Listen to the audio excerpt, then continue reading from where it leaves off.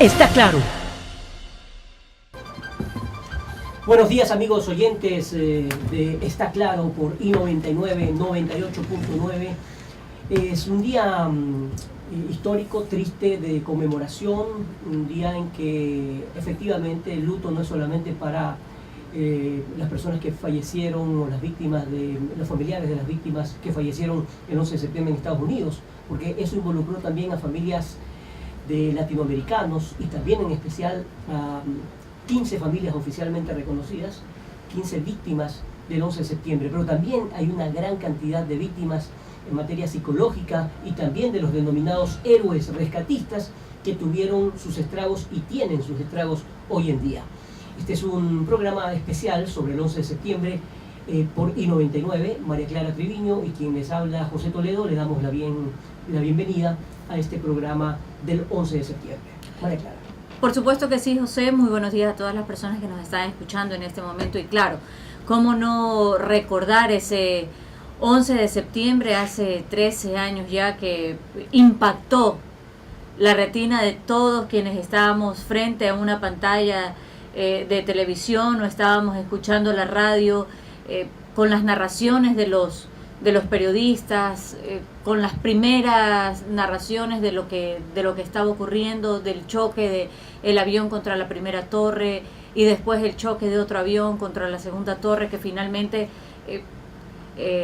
culminó con el derrumbamiento de ambas torres y con un estado de emergencia y una incertidumbre y un desasosiego completo de autoridades y de sociedad estadounidense. Nadie, absolutamente nadie lo podía creer, además de los aviones secuestrados en los otros lugares, el que tenía rumbo al Pentágono. Así es. Y más tarde se estrelló contra el Pentágono, y también el vuelo que en Virginia Pensilvania fue derribado. Unos dicen que definitivamente fueron los pasajeros los que evitaron que se estrellara hacia la Casa Blanca, es decir, hacia otro punto estratégico del gobierno de Estados Unidos. No han terminado, son 13 años. Yo recuerdo cuando hicimos el primer especial, ahora más adelante vamos a pasar algo del resumen de aquellos momentos cuando nos tocó transmitir e ir hasta Nueva York, que claro, la incertidumbre era terrible y decían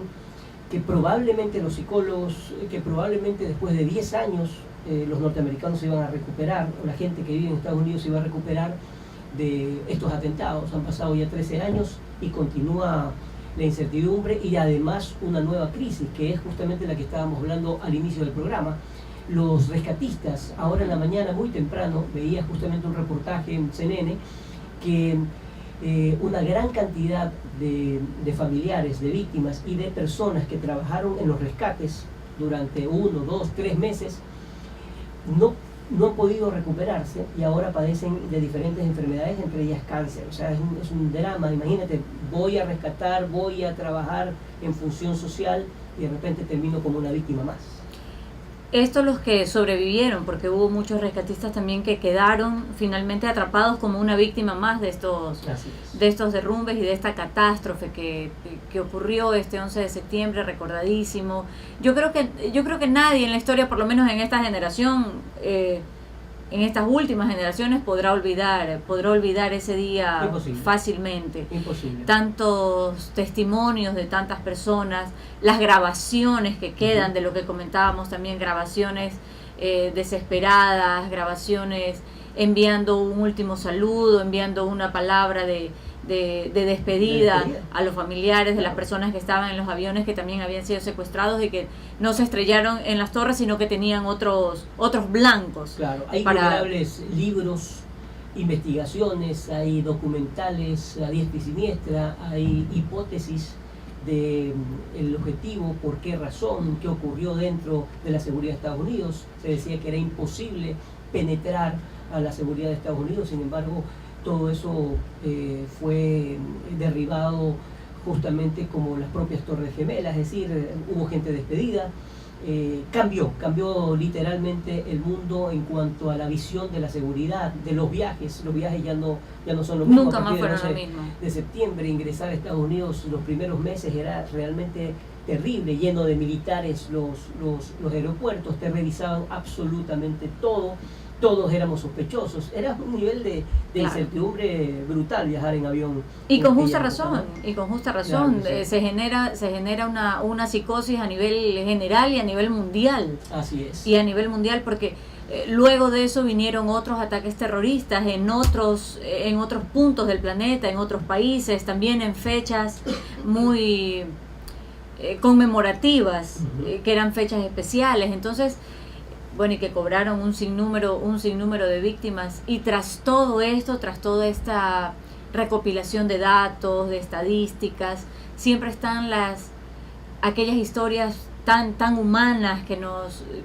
pegan mucho en el corazón, que nos llegan al alma, de sobrevivientes, de héroes, de víctimas, de familiares de las víctimas, que son, digamos, lo que quedan en el recuerdo, ¿no? Lo que quedan en este consciente colectivo de todo el mundo, y dan, quizás como experiencia negativa, dan esa luz también de que el ser humano puede recuperarse, de que una sociedad puede sobrevivir a este tipo de ataques y puede volverse a recrear nuevamente. Así es, son las 9:41.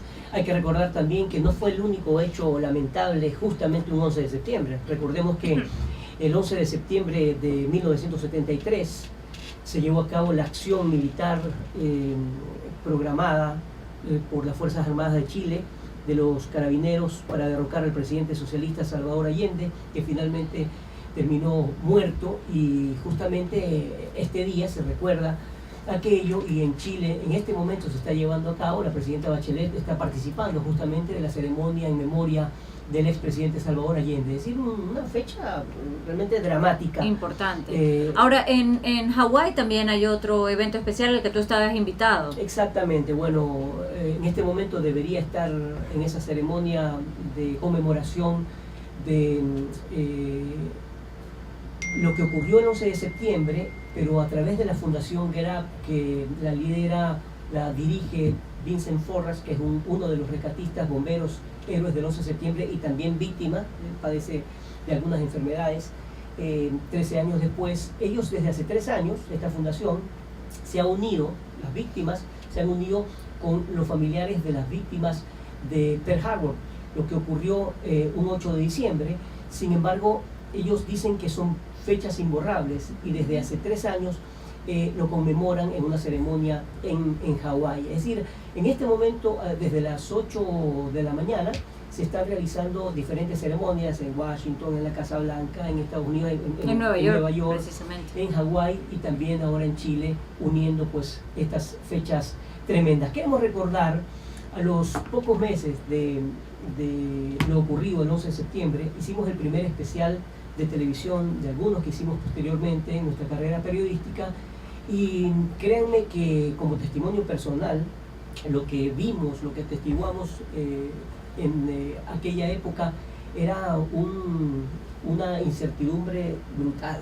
Es decir, el tema psicológico de los neoyorquinos era brutal. Además de tan conmovedor por las historias que se escuchaban. Una cantidad de historias, además llegar a la denominada zona cero era tétrico, y había muchos testimonios que evidentemente nosotros lo palpamos y lo dimos a conocer a través de un especial. Hemos preparado justamente un resumen de aquello para que lo revisemos.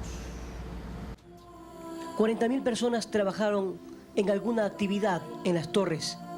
Recibían diariamente a 150.000 personas, y 430 compañías de 28 países diferentes tenían sus oficinas. Siempre se dijo que las torres costaron $3.200 millones, pero en realidad su valor era incalculable. Los neoyorquinos afirman que lentamente se están recuperando de la crisis psicológica vivida durante los atentados en el World Trade Center hace 6 meses. Sin embargo, en las principales avenidas donde el comercio abunda, como por ejemplo el Wall Street, es fácil describir que la capital del mundo aún no es la misma. Ahora, después de 6 meses... Eso nunca se podrá recuperar uno del golpe tan grande y de ver tanta gente que murió. ¿Dónde está usted en el momento de los atentados? En la casa, y me llamó una señora para que, dice, corre, pon la televisión. Y puse la televisión y cuando empiezo a ver todo aquello, yo no lo podía creer, viéndolo aún y aún no lo creo. Aún no lo creo, mi mente está en blanco, que no creo que haya pasado eso. ¿Hay temor por lo que pueda pasar un atentado o no? Hay muchas restricciones tanto en la entrada de los túneles, en los autobuses para viajar interestatales y sí, y en los aeropuertos, mucho control, demasiado control.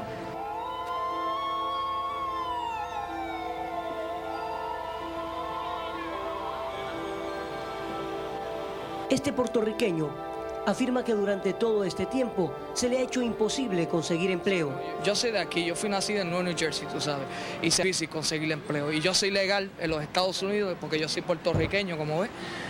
Pues como te dije, tú sabes, el empleo es una de las cosas más difíciles a poder conseguir ahora mismo después del atentado. Yo vivo esperanzada a mi hermana, la mayor. En las calles se observa la recuperación, lenta, pero todos parecen advertir que el temor nunca va a terminar. Se ve que la gente, yo no sé, hay mucha pelea y mucha gente está muriendo. O sea, la psicosis continúa. Sí, de una manera, y lo que pasa es que ellos están dejando bomba y tienen zapatos de bomba encima. Ingresar a la zona cero es impresionante. ¿Quién podría imaginar que estos rascacielos algún día iban a venirse abajo? Estamos caminando por un puente especialmente construido para llegar hasta el sitio tope donde se observa el gran orificio, el enorme orificio donde estaban las Torres Gemelas. Hasta aquí es donde se permite entrar a los habitantes que vienen hasta este sector para observar lo que ocurrió con las Torres Gemelas. Todo este inmenso muro de madera está escrito con diversas firmas y mensajes de sentimiento, miles de mensajes escritos a lo largo de estos de madera. Esta es una maqueta de las Torres Gemelas y en la punta hay, por supuesto, una bandera de los Estados Unidos.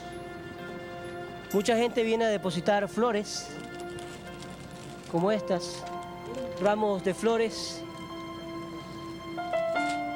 como símbolos de cómo han sentido lo que ha ocurrido, esperando y que van a volver a ser el mismo país de siempre, o cree que definitivamente Estados Unidos cambió para toda la vida. I think that we have changed, definitely. Even the city here, people are more caring towards each other, and I think that from what I can see, different people that I talk to, we're very sensitive and aware that there's still danger, and that we're going to do everything we can to prevent this from happening. My daughter just recently flew to Florida, and she had to give up her little medical kit, and she was willing to do that, no problem, because there was a tweezer in it. So we're cooperating with we understand that. Él dice que verdaderamente la ciudad ha cambiado totalmente. Toda la población de aquí de la ciudad ahora está mucho más sensibles en respecto a que pueda pasar otra vez un atentado, en que todo el mundo se cuide entre la gente y que definitivamente la actitud de la gente de Nueva York ha cambiado. I read, I'm a minister, I read this week that this will take approximately 10 years for us to recover from the traumatic effect of it, yes. Dice que ha leído bastantes artículos y que dicen que la gente de Nueva York se va a recuperar 10 años. Va a tardar 10 años para recuperarse de los eventos traumáticos que han tenido. Lo que era antes de septiembre el sitio más visitado por los turistas de todo el mundo se ha convertido en uno de los sectores más dramáticos. Realmente estar aquí significa algo muy especial. Se siente realmente la muerte. Aquí hay miles de mensajes de familiares de las víctimas, cada uno más triste que otro. Como el de esta argentina, Liselena Serra, que le escribe en memoria de su hermana. Me duelen los brazos, las piernas y todo el cuerpo, como vos, estoy incrustada en una pared y tengo llagas en mi cara, transformados en pájaros en fuego. Los dos hemos volado por el aire. Lloro sin consuelo como llorás vos. ¿Quién me quiere matar como te matan? ¿Quién quiere cortar tus sueños y mis sueños? Que nos tengamos más esperanzas. ¿Acaso creen que matando nos morimos? Sí, allí estamos los dos, codo con codo, bajo toneladas de escombros, pero por siempre vivos. Hoy hemos muerto y hemos llorado por ese gran amor que nos tenemos. Hermana, hermano mío, pero Dios nos ha resucitado y en su memoria eterna viviremos. Realmente un mensaje que nos ha tocado mucho el alma.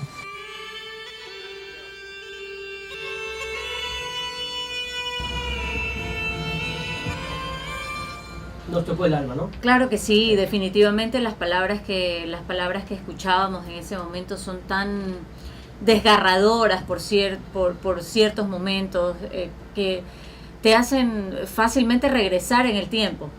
13 años, mira, no son nada cuando la emoción y el sentimiento vuelve a cargarse de ese dolor, de esa angustia, de esa desesperación que las personas que estuvieron ahí vivieron. Y como comentábamos hace un rato, el testimonio de las personas, una cosa es hablar años después, una cosa es hablar ya cuando tú estás un poco más calmada, pero los testimonios que se consiguieron en el momento, en el lugar de los hechos, eran desgarradores en realidad. Claro que sí, y continúa, ¿no? Y continúa el drama, continúa la investigación, hay cosas que no están muy claras. Casos que no se han cerrado nunca. La gente dice, bueno, una vez que Al Qaeda, entre comillas, desapareció después de que este terrorista, su líder, Bin Laden, fuera ajusticiado por los norteamericanos, se pensaba que el tema del terrorismo iba a bajar.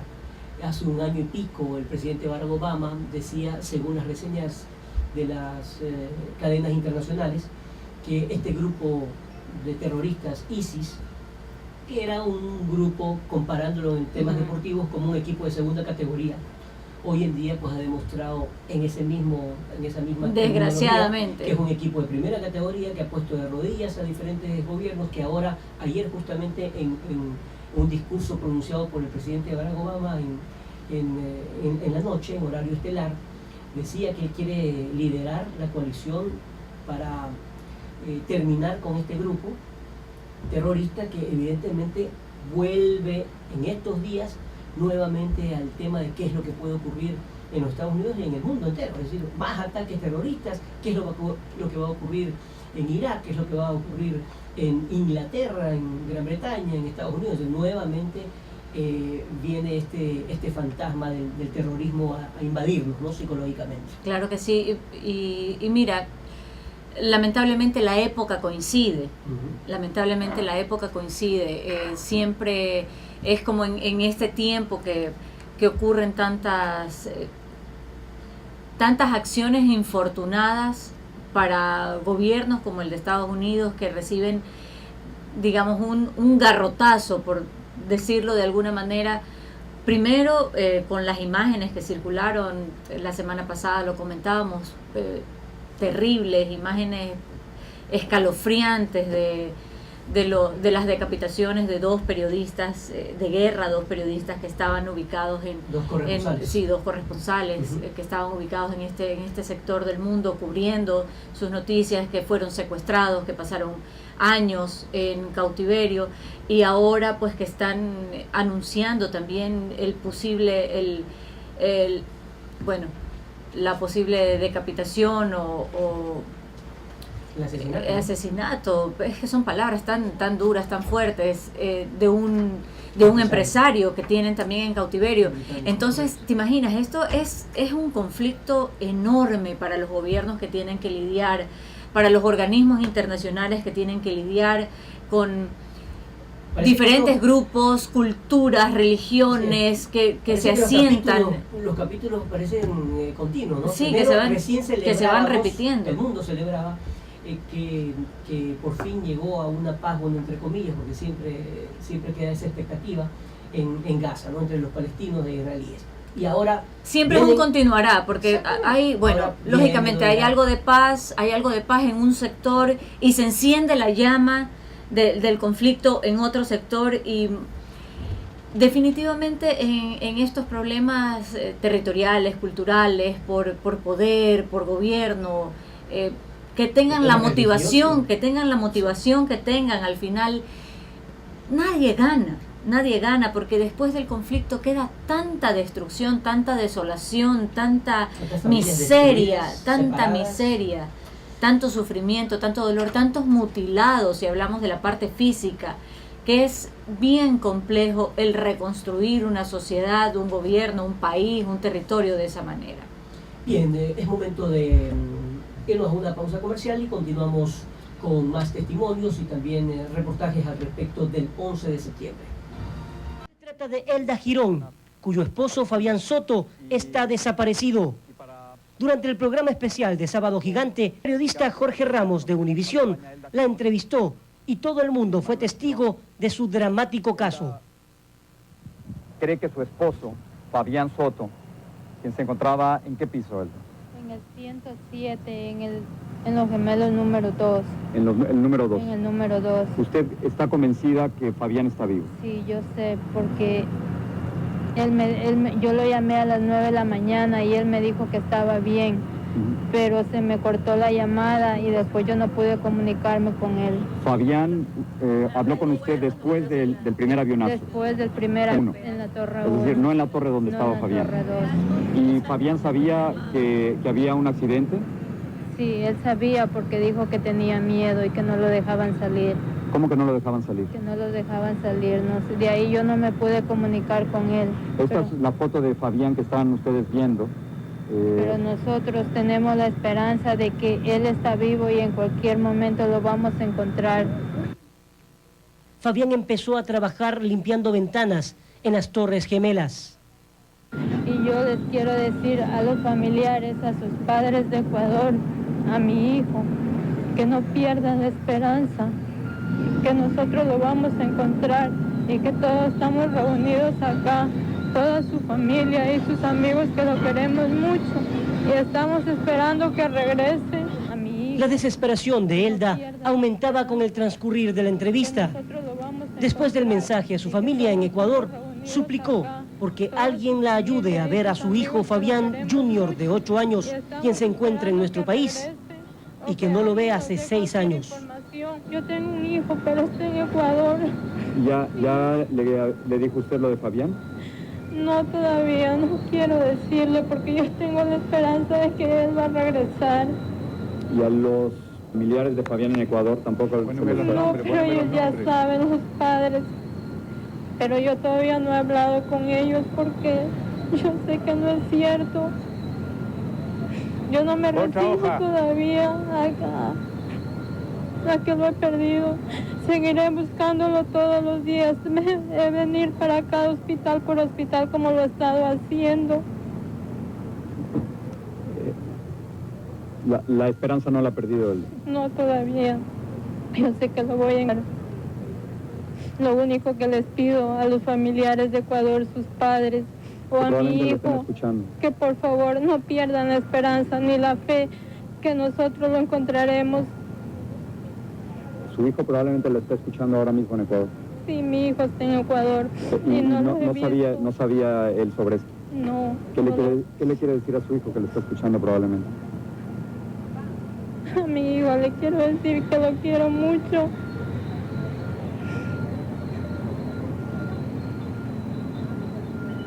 Y que por favor no pierda la esperanza que él va a estar con nosotros de nuevo. Y le quiero pedir a don Francisco que por favor, si me puede ayudar a traerlo, porque yo todavía estoy haciendo los trámites en el consulado. Yo no estoy con él todavía y no lo he visto más de 6 años. Cuando Elda dio su teléfono, se decidió hacer las gestiones para solicitar una visa humanitaria que consta en las leyes de migración norteamericana. Señor abogado, ¿no se puede en este caso, que es un caso bastante dramático, pedir una visa humanitaria? Claro que sí se puede, don Francisco. Yo estoy seguro que nuestros congresistas Lincoln Díaz Valar e Iriana Ross Lehtinen nos pueden apoyar junto con los congresistas de Nueva York, porque esta es precisamente la oportunidad que el Servicio de Migración podría optar para atraer a esta persona del Ecuador. ¿Un congresista le puede ayudar en eso? Sí, señor, tiene la obligación de hacerlo. Minutos más tarde de esta entrevista, nos pusimos en contacto con Elda Girón. ¿Qué es lo que le describió su esposo cuando estaba hablando con usted? ¿Y a qué hora era? Que tenía miedo, fue a las 9 de la mañana, pero se cortó el celular y yo ya no hablé más. ¿Cuánto tiempo más o menos pudieron hablar? 6 segundos, yo no hablé mucho, solo me dijo eso. Y después se cortó la comunicación. Se me cortó la comunicación. ¿Y él trabajaba, qué hacía en ese piso? Estaba limpiando ventanas por dentro. ¿Hace cuánto tiempo trabajaba ahí? Recién todavía había empezado. Recién empezaba. ¿Cuánto tiempo trabajaba ahí? 3 semanas. Después de esperar aproximadamente 1 mes y medio, las autoridades norteamericanas decidieron otorgarle no solamente la visa al niño, sino la residencia.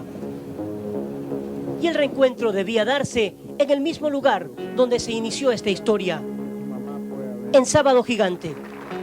8 días de recién presentarse los 5. Hola. Hola. Sin embargo, nosotros... Desde que llegamos a Miami, el rostro de Fabián cambió radicalmente.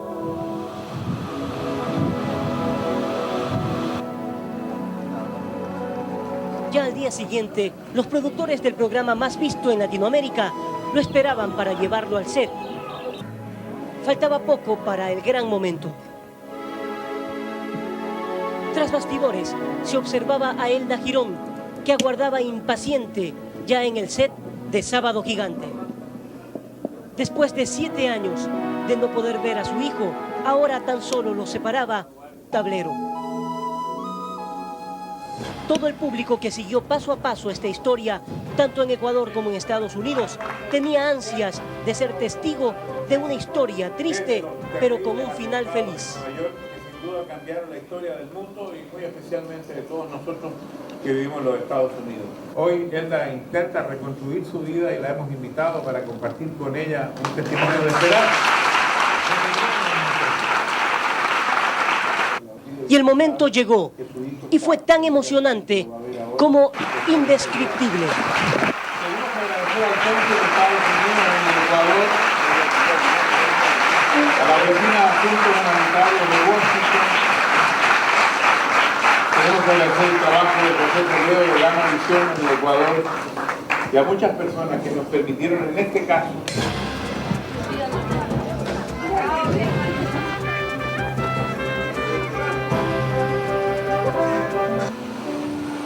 Los acompañamos hasta el aeropuerto de Miami.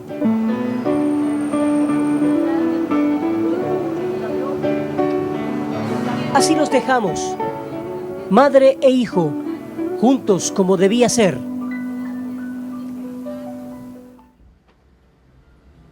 Bien, esto demuestra, como conversábamos, María Clara, que sí, esta fue una tragedia enorme que, dándole un cambio, significó una felicidad también después de todo esto para el hijo reencontrarse con su madre reencontrarse con su hijo a los 7 años. Era un drama terrible en la familia porque el niño era, obviamente, la familia era, no podía traer al niño porque era ilegal y las visas en esa época eran terriblemente difíciles de conseguir. Se consiguió una visa humanitaria, luego la residencia. El niño ahora tiene, bueno, ya es un joven, tiene 21 años, le cambió la vida y por lo menos esa tragedia de perder a su padre, al menos reencontró a madre e hijo, ¿no? Claro, como rescatando algo positivo de todo el dolor que se vivió en ese momento. En buena hora por él, porque no muchos pudieron tener ese final feliz, no muchos pudieron conseguir ese reencuentro, no muchos pudieron encontrar a sus seres queridos dentro de los escombros.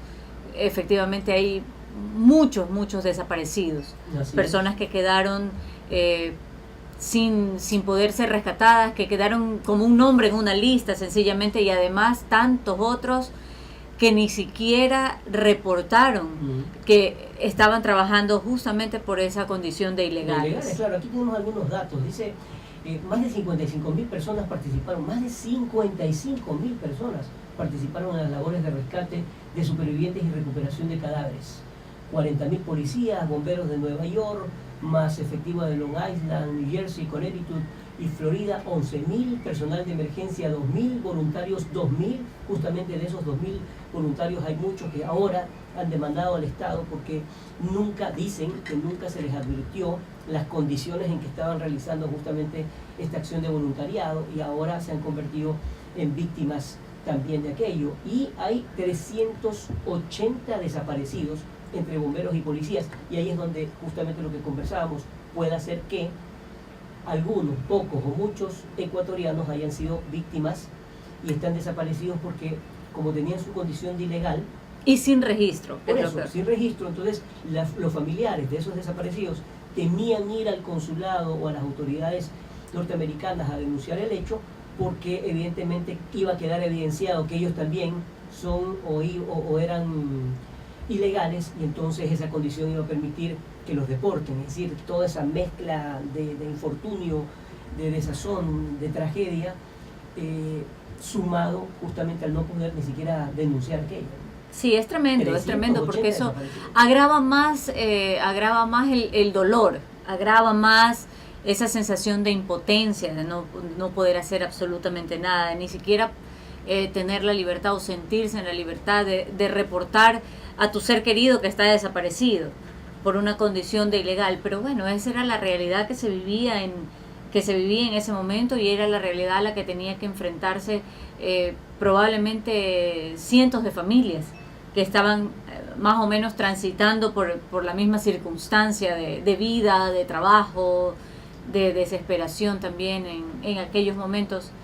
Pero como lo decíamos, la parte positiva de toda esta tragedia, porque siempre hay que rescatar lo positivo, siempre hay que darle la vuelta a la moneda. Estos hechos, ¿no? Claro que sí, siempre hay que rescatar lo positivo, porque no podemos quedarnos tampoco atrapados en esa sensación de dolor, de tristeza, de impotencia, sino ver lo bueno, ¿no? Ver cómo tanta gente se unió, cómo tanta gente acudió inmediatamente a ayudar, a rescatar, porque hay 48 horas que son de oro para las personas que están siendo víctimas pues de alguna catástrofe natural o una catástrofe, en este caso producto del terrorismo, y se encuentran atrapados bajo escombros, con poco oxígeno, cero alimento. 10 personas, a propósito de lo que dices, 10 personas fueron rescatadas, lo que llaman el milagro del 11 de septiembre. 10 personas durante más de 3 días estuvieron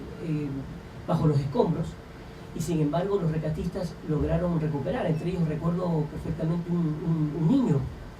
Entonces, imagínate esa imagen después de semejante bola de tantos escombros, hierro, no, que te cae un edificio encima. Que mira, ahí hay dos momentos cruciales. Primero, el milagro, porque no puede ser de otra manera para los que creemos en los milagros. El milagro de encontrar un espacio que es como la pirámide de vida que te ayuda a sobrevivir, ¿no? Porque eso es básico. El encontrar, por las casualidades de la vida, ese espacio donde tu cuerpo se resguarda y estás protegido.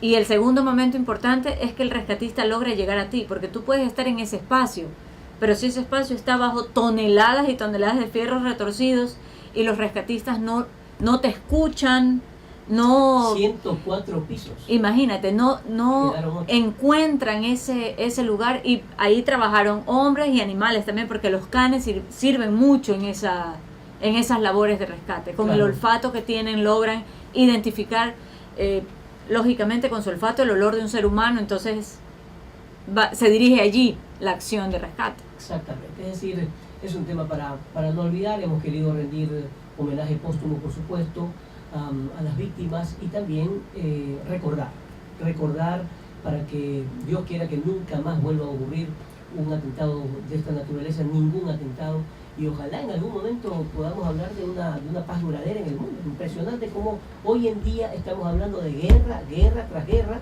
al terrorismo, a grupos subversivos, a todo nivel. Es decir, grupos paramilitares, grupos irregulares. Sí, por eso siempre en estos micrófonos vamos a tratar de ir obviamente a lo positivo y a rescatar siempre el diálogo, el debate de ideas y el poder coincidir.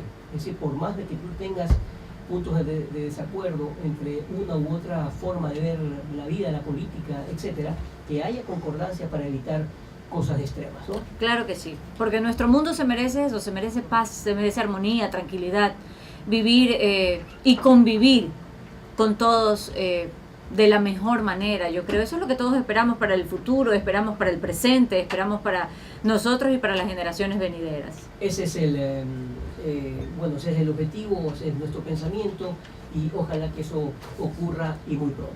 Culminamos nuestro programa especial del 11 de septiembre. Está claro que el mundo necesita esperanza, está claro que el mundo necesita paz. Y agradeciéndoles por su sintonía. Está claro.